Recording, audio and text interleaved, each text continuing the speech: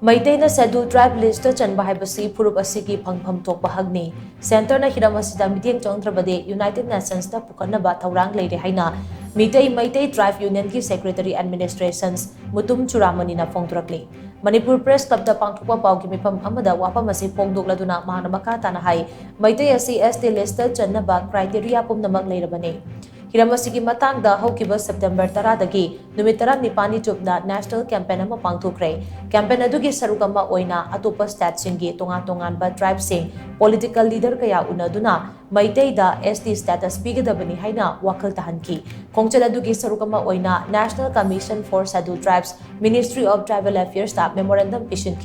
nationwide campaign chatlubagi maru oiba pandamdi chahi lishin kaya gi puwari lailaklaba Maitei furup asi ngasidi socio cultural religious amadi existence ta singnaba kaya lakpadagi yamna magtangai fadana ST protection asi mathau tarakpani ST list ta chanbagi yamna maru oiba criteria ama hairabadi furup adu indigenous oigadabani India gi indigenous tribe oidaba furup amata ST status piba yade haina yauri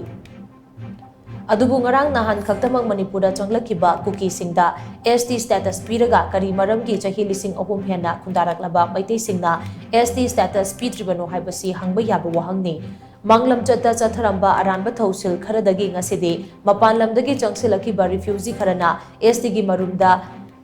Kanaba pumnamak laukituna ST phangpham thokpa aikoibuna awaba phibam amada lehali ngasi tapna khunda salaktuna Manipur fauba mache tana tugaiduna makhoigi oiba leibak ama semnaba honarakli oirakliba phibam asida saramadi center na athuba matamda bideng changduna warosinama puraknaba honabaga loinana Maitei singi phangpham thokpa hakasi phanganbiu natrabadi wafam asi United Nations faubada pukhanaba sem sare haina mana makha tana phongdoki Aikoi Maitei group da natraga Maitei tribe da attack tauba natte sovereign India da sovereign country India gi part amada foreign hand yauraga changalpa atugba attack ni aduna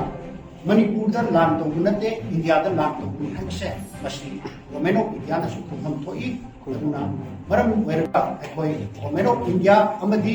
ahanbada aina thamjikiba state government ani sina karigumba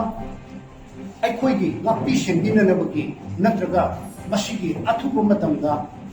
lamdam sidayda intaktaba puraktaba taragadi aiko United Nations yauna aiko wakar pachatkani aduga amaranda kana leadership kana sina Maitei ST list channanabagi damakta kuki sina lan horpani haiba taragadi lan ngamba haibase aikoigi khongthang aikoina pami to thunga kanda lan ngamba haibani aduna Maitei ST list channana taragadi Kuki dagi ako'y Maitei na lang ang biyong support ng